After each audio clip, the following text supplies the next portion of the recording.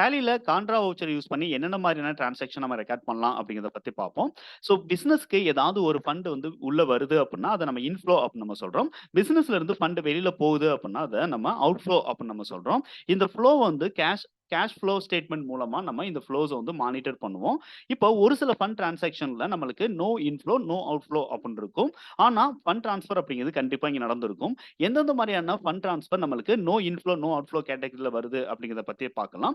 அந்த fund transfers எல்லாமே நம்ம கான்ட்ரா வவுச்சர்ல தான் ரெக்கார்ட் பண்ணணும். அப்படி நம்ம கான்ட்ரா வவுச்சர்ல ரெக்கார்ட் பண்ணக்கூடிய ஃபர்ஸ்ட் டிரான்சாக்ஷன் என்ன அப்படின்னு பார்த்தீங்கன்னா, கேஷ் டெபாசிட் இன்டூ பேங்க்.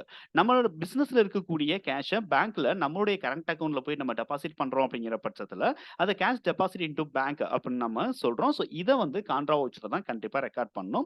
இதே மாதிரி பேங்க்ல இருக்கக்கூடிய பேலன்ஸ நம்ம பிசினஸ் பர்ப்பஸ்க்காக நம்ம வித்ட்ரா பண்ணி கொண்டு வரோம் அப்படிங்கிற பட்சத்துல, அத டிராயிங்ஸ் அப்படின்னு நம்ம சொல்றோம். ஸோ இந்த டிராயிங்ஸையும் நம்ம வந்து கான்ட்ரா வவுச்சர்ல தான் கண்டிப்பா நம்ம ரெக்கார்ட் பண்ணணும். அதாவது பேங்க்ல நம்ம டெபாசிட் பண்ணாலும் சரி, பேங்க்ல இருந்து பிசினஸ் பர்ப்பஸ்க்காக நம்ம வித்ட்ரா பண்ணாலும் சரி, கண்டிப்பா அது கான்ட்ரா வவுச்சர்ல தான் நம்ம ரெக்கார்ட் பண்ணணும். அதே மாதிரி ஒரு சில ஆர்கனைசேஷன்ல பெட்டி கேஷியர் அப்படின்னு சொல்லிட்டு தனியா ஒருத்தர் அப்பாயிண்ட் பண்ணியிருப்பாங்க. சின்ன சின்ன செலவுகள் எல்லாமே அந்த பெட்டி கேஷியர் மெயின்டெயின் பண்ணிக்கிட்டு இருப்பாரு.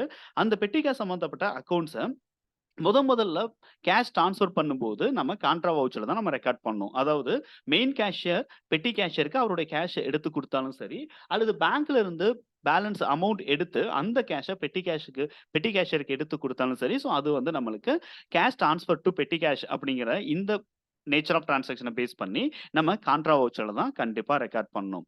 அதே மாதிரி நம்ம ஏதாவது ஒரு 2 பேங்க்ல நம்ம அக்கவுண்ட் வச்சிருக்கோம் அப்படிங்கிற பட்சத்துல, 2 பேங்க்லயுமே நம்ம கரண்ட் அக்கவுண்ட் வச்சிருக்கோம் பிசினஸ் பர்ப்பஸ்க்காக அப்படின்னா, ஒரு பேங்க்ல இருந்து அனதர் பேங்க் நம்ம ஃபண்ட ட்ரான்ஸ்ஃபர் பண்றத நம்ம fund transfer from one bank to another bank அப்படின்னு நம்ம சொல்றோம். இந்த பேங்க் டூ பேங்க் ட்ரான்ஸ்ஃபர் சம்மந்தப்பட்ட என்ட்ரீஸையும் நம்ம கான்ட்ரா வவுச்சர்ல தான் கண்டிப்பா ரெக்கார்ட் பண்ணணும். ஸோ கான்ட்ரா வவுச்சர் அப்படிங்கிறது பியூர் பேங்க் சம்மந்தப்பட்ட என்ட்ரீஸ் எல்லாம் நம்ம ரெக்கார்ட் பண்ற வவுச்சர் அப்ப நம்ம எடுத்துக்க முடியாது.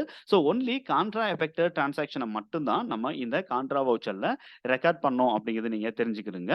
அதர்வைஸ் ஒரு சில பேங்க் சம்பந்தப்பட்ட பேமெண்ட்ஸும், ஒரு சில பேங்க் சம்பந்தப்பட்ட ரிசிப்ட்டையும் நம்ம வேற வேற வவுச்சர்ல தான் நம்ம ரெக்கார்ட் பண்ணணும். கான்ட்ரா வவுச்சர்ல நம்ம இந்த 4 டிரான்சாக்ஷன மட்டும் தான் நம்ம ரெக்கார்ட் பண்ணணும்.